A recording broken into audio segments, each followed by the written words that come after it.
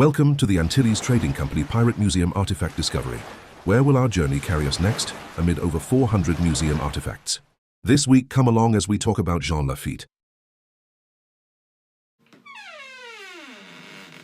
February is Mardi Gras month at the Antilles Trading Company Pirate Museum and Store, and in this video, we're featuring one of Louisiana's most legendary historical figures, the pirate privateer Jean Lafitte. He is often described as a charismatic figure, known for wearing refined Victorian-style clothing and a gambler's hat rather than the traditional pirate tricorn.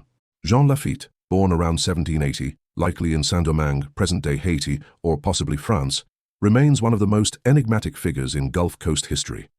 His death is unknown, though he was last reliably recorded alive in 1823 while operating with a Mexican-commissioned privateer fleet in the Gulf of Mexico. Displayed here is a 19th-century oil-on-paper miniature believed to depict Jean Lafitte.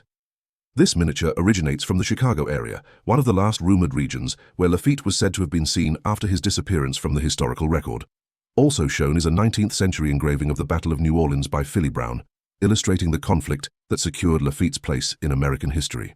In the early 19th century, Lafitte operated from Barataria Bay, Louisiana, where he led a smuggling and privateering network known as the Baratarians, men deeply familiar with the waterways and bayous of coastal Louisiana. During the War of 1812, Lafitte played an important role in the defense of New Orleans. When British forces threatened the city, General Andrew Jackson accepted Lafitte's offer of artillery, supplies, and experienced gunners. In January 1815, the Battle of New Orleans became the final major engagement of the war. Despite being outnumbered, American forces achieved a decisive victory, with Lafitte's artillery crews contributing significantly to the defense of the city. Following the battle, Andrew Jackson secured pardons for Lafitte and his men, temporarily ending their outlaw status.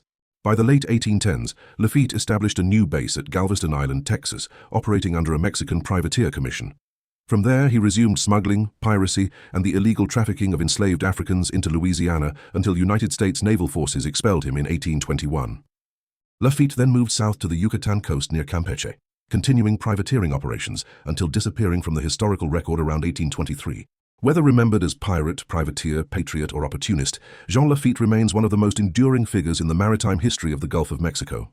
Visit the Antilles Trading Company Pirate Museum and Store in historic Cocoa Village to explore artifacts, stories, and legends from the golden age of piracy across centuries of maritime history.